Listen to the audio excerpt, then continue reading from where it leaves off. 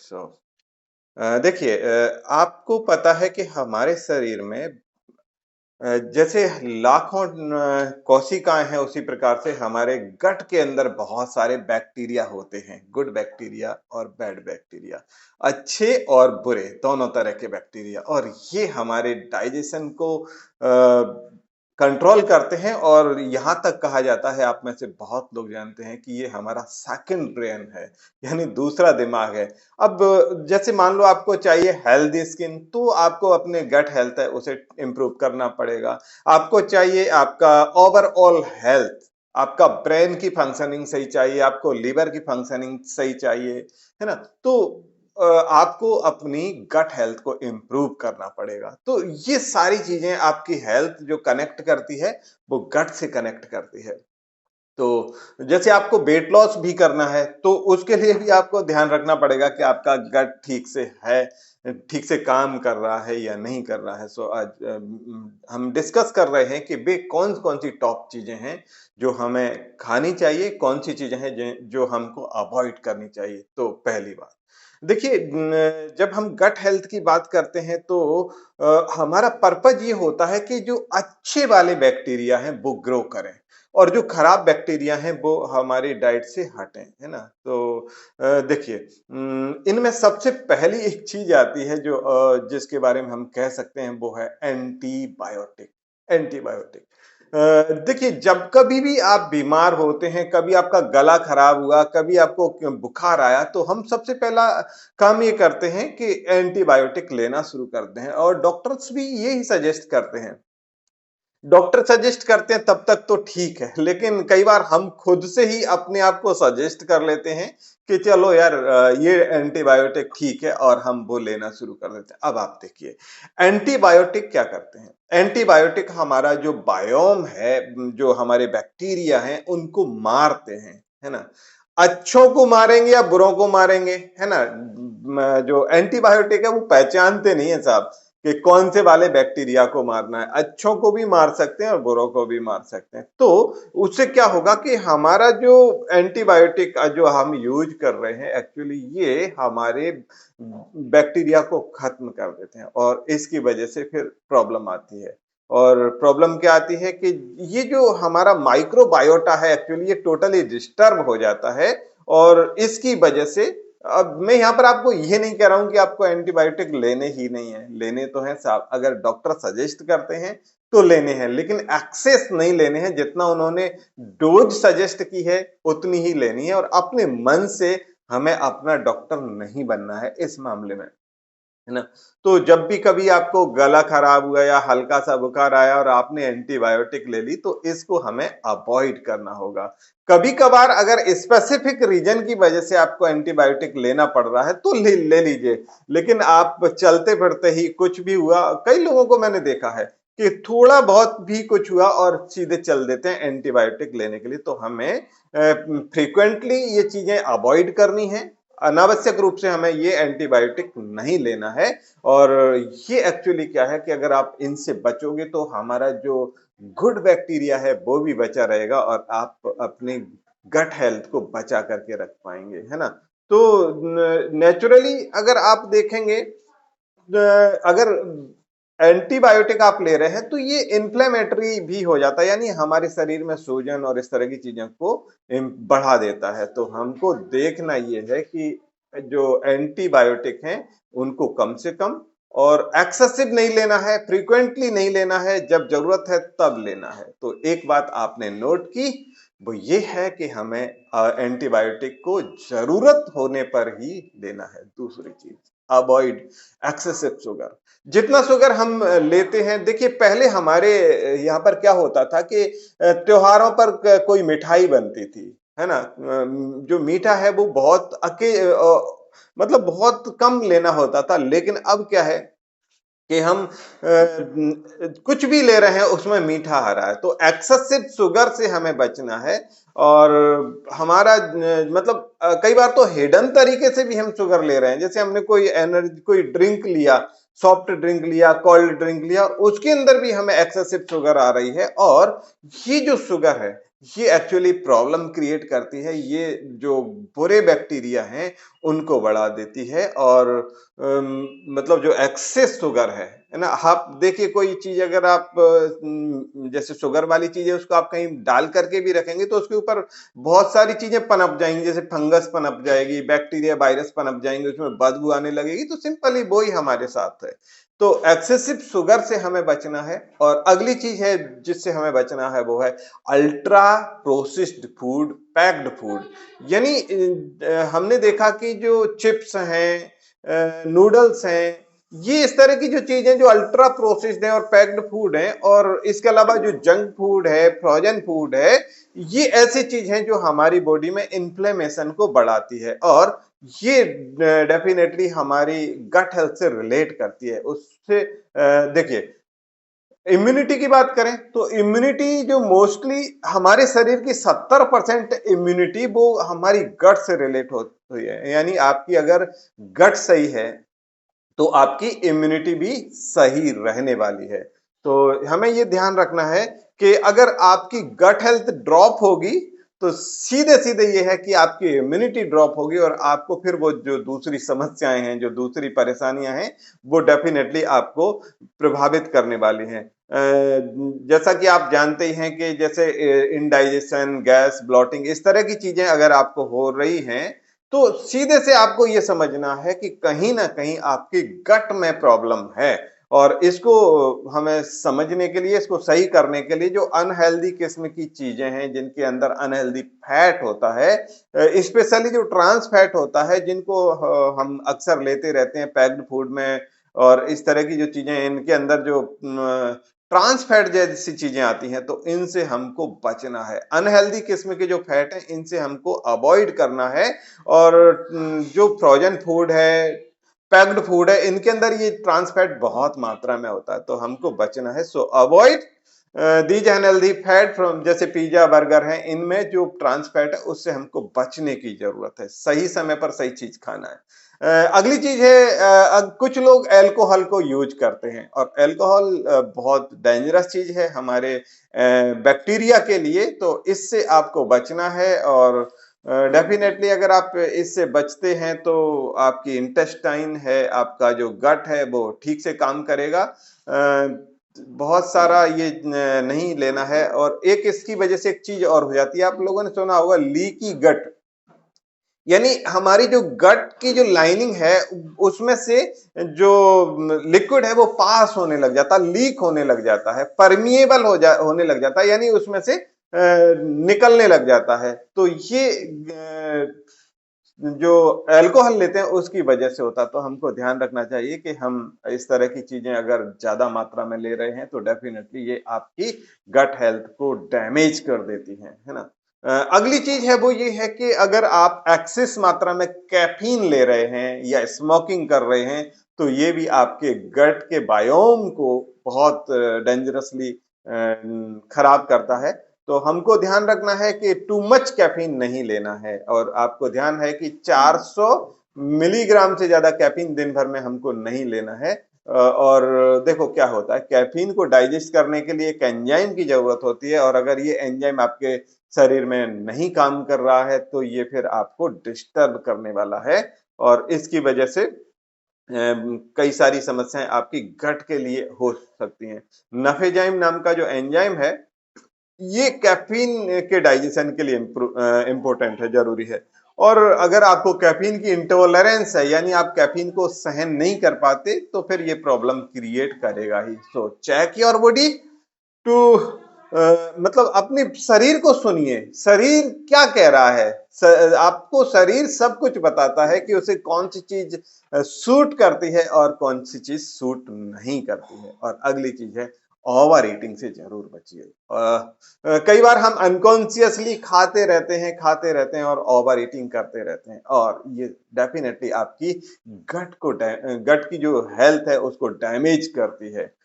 तो ध्यान रखिएगा, कई बार हम कॉन्शियसली या अनकॉन्शियसली खाते ही चले जाते हैं और उस वक्त हम ध्यान नहीं दे पाते कि कितना खा रहे हैं। और अगर आप फोकस्ड होकर के खाएंगे, ध्यान रख करके खाएंगे, एंजॉय करके खाएंगे, चबा चबा करके खाएंगे, तो आप ठीक से खाएँगे तो आपका गट है ना, वो आपको थैंक यू बोलने वाला है और आपकी गट सही से काम करने वाली है। और अगली बात ये है कि जो रिफाइंड फूड है, रिफाइंड ग्रेड की जो चीज़ें हैं, जिनमें हमने कहा कि नूडल्स हैं, जो अनहेल्दी चीज़ें हैं, इस तरह की जो रिफाइंड चीज़ें हैं, मैदा के बारे में हम अक्सर बात करते ही रहते हैं, ये आपको ऑलरेडी नुकसान करता ही है। सो यू नो कई बार इनमें जो न्यूट्रिशन तो होता ही नहीं है और एम्प्टी कैलोरी होती है, यानी आपको सिंपली कैलोरी ही मिल रही है और कुछ नहीं।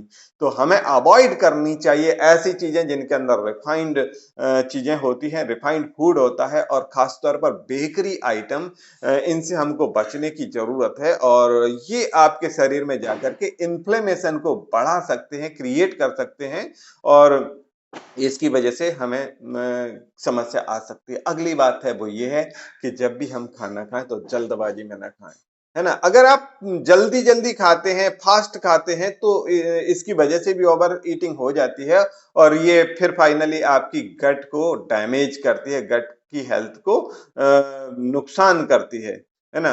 तो ध्यान रखिए धीरे-धीरे खाना है और चबा-चबा करके खाना है, जल्दी-जल्दी नहीं खाना है और देखो एक एग्जाम्पल से समझते हैं। मान लो कि आपको कहीं चलना है और आप जल्दी-जल्दी दौड़ रहे हैं, जल्दी-जल्दी जा रहे हैं, तो इससे क्या होगा कि आपकी जितनी कैपेसिटी नहीं है और उससे आप तेज दौड़े जा रहे हैं, तो डेफिनेटली हो सकता है आप गिर जाएँ, है ना? और गट के साथ में भी यही होता है कि जब आप अपनी लिमिट से ज़्यादा फास्ट चलने की कोशिश करते हैं, लिमिट से ज़्यादा तेज अगर आप खाने की कोशिश करते हैं, बार-बार खाने की कोशिश करते हैं, तो फिर क्या होगा कि आपकी जो गट है वो डैमेज होगी, वो गिरेगी, वो हैंडल नहीं कर पाएगी।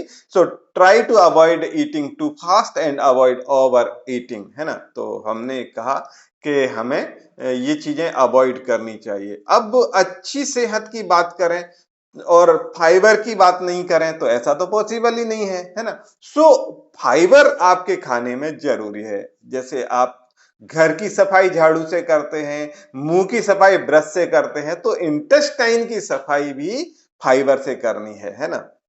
तो फाइबर देखिए एक्चुअली है तो ये कार्बोहाइड्रेट का ही हिस्सा, है ना? फाइबर एक प्रकार का कार्बोहाइड्रेट ही है, लेकिन ये डाइजेस्ट नहीं होता और ये आपके इंटेस्टाइन को साफ करता है। तो फाइबर वाले रिच फाइबर वाले सोर्स जिनमें हम सलाद यूज करते हैं, जिसके अंदर हम बहुत सारी ऐसी चीजें हैं जो हम कच्चे खाने की कोशिश करते हैं, रॉ खाने की कोशिश करते हैं और ये फ्रूट्स और वेजिटेबल्स में पर्याप्त मात्रा में फाइबर होता है। 30 से 35 ग्राम फाइबर ये हम पर डे लेते हैं, बीन्स में, है ना, सीड्स में, नट्स में, ये काफी मात्रा में होता है। तो हमको पर्याप्त मात्रा में लगभग 30 से 35 ग्राम फाइबर तो ऐड करना ही चाहिए और ये आपकी गट को इम्प्रूव करने में बहुत मदद करता है ना? तो कई बार इरिटेबल बाउल सिंड्रोम इस तरह की समस्याएं भी आ जाती हैं, कई बार अल्सरेटिव कोलाइटिस,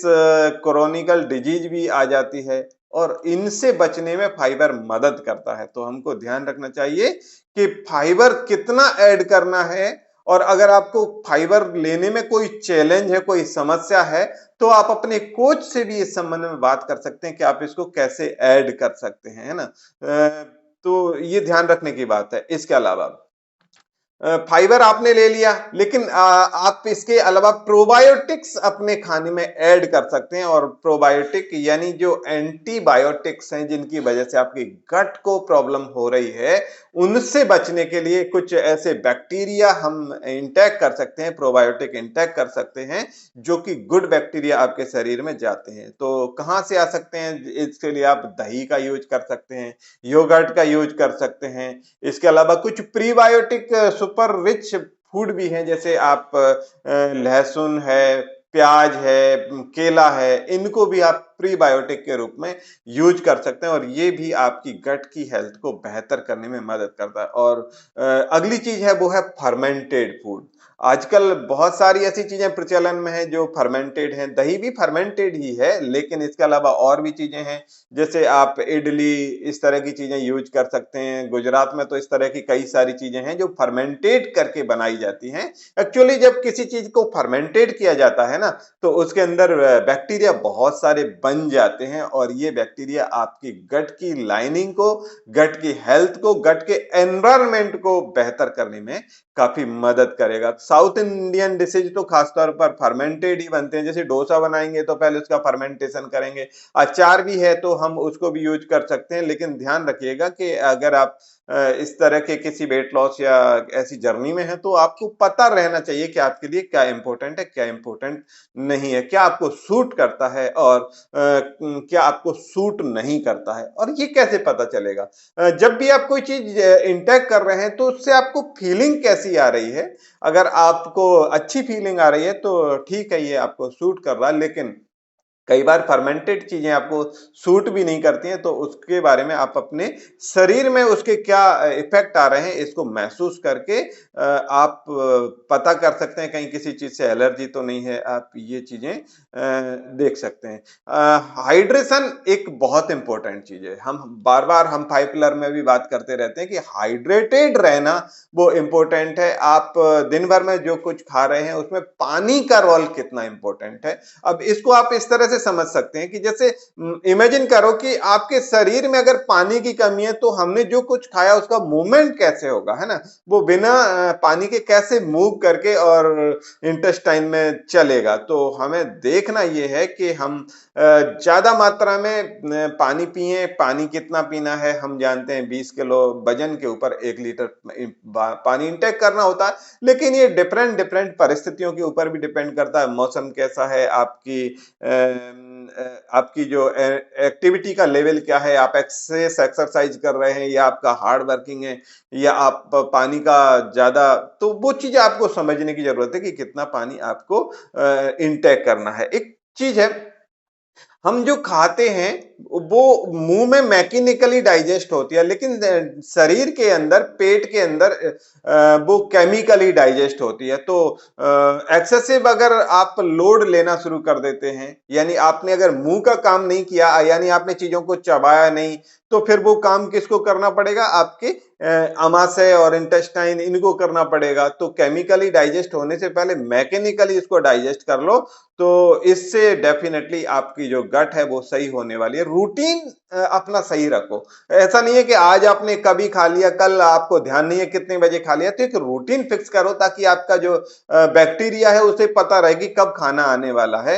तो मतलब अगर आप रेगुलर तरीके से खाते हैं, डिसिप्लिन तरीके से खाते हैं, तो आपकी गट है वो बहुत अच्छे से काम करती है। और डाइवर्स अपने खाने में रखो, बहुत सारी विविधता रखो, डाइवर्सिटी रखो। आप कहीं दूसरी जगह भी ट्रेवल करते हैं तो वहां पर जो अच्छा फूड है वो कोशिश करो कि उसे एंजॉय कर सकें। लेकिन उसमें डाइवर्सिटी, अपनी प्लेट के अंदर भी डाइवर्सिटी रखो। विविध प्रकार की जो चीजें हैं उनको आप डेफिनेटली अगर यूज करते हैं तो आपकी गट सही होती है। सीजनल चीजें हैं, वेजिटेबल्स हैं, उनको आप अपने खाने में ऐड करिए। अलग अलग समय में, अलग अलग मौसम में अलग अलग तरह की जो फल सब्जियां होती हैं उनको हमें ऐड करना चाहिए। इसके अलावा ओमेगा 3 फैटी एसिड्स, ये बहुत इंपॉर्टेंट है आपकी गट के लिए। ये आपके जो इन्फ्लेमेटरी है उसको भी कम करता है, और जब इन्फ्लेमेशन को ड्रॉप करता है तो डेफिनेटली आपका जो गट है वो अंदर से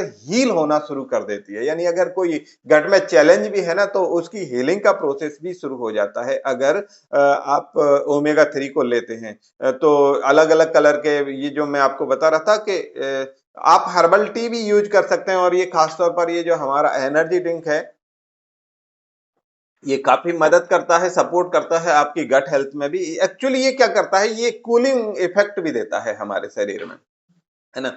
तो आप ये ले सकते हैं। और इसके अलावा अपनी गट को इम्प्रूव करना है, तो अगर आपको लग रहा है कि आप कंफ्यूज हैं, है ना, कि आपकी गट के लिए क्या सही है, क्या गलत है, क्या सूट करेगा, क्या सूट नहीं करेगा, तो आपको क्या करना है? आपको अपने कोच से बात करनी है और वो आपको बताएंगे कि आपके लिए कौन कौन सी चीजें हैं जो आपके डाइजेशन को सपोर्ट करेंगी, आपकी गट को सपोर्ट करेंगी। एग्जैक्टली कितना खाना है, कैसा खाना है, कब खाना है, क्या खाना है, आपकी एक्सरसाइज का रूटीन क्या है, आपकी लाइफ स्टाइल क्या है, ये चीज मैटर करती है आपकी गट हेल्थ को मैनेज करने के लिए, और आप अपनी लाइफस्टाइल में इस तरह का बदलाव कीजिए, अपने खान-पान में इस तरह का बदलाव कीजिए कि आपकी जो गुड बैक्टीरिया है ना, वो फाइनली आपको थैंक यू बोले, और आपका जो ब्रेन है, मैंने कहा कि दूसरा जो ब्रेन है वो हमारी गट है, और ये बहुत सारी चीज़ों को मैनेज करता है, और इसके लिए आपको अपनी गट की हेल्थ को ठीक रखना बहुत ज़रूरी है। So thank you very much. ये था आज गट हेल्थ के बारे में, हमें क्या खाना चाहिए, क्या नहीं खाना चाहिए, और डेफ़िनेटली आपको इससे हेल्प मिलेगी, और अपनी गट को सही रखने के लिए और क्या ऐड कर सकते हैं, आप अपने कोच से ज़रूर बात कीजिएगा। Thank you very much. Thank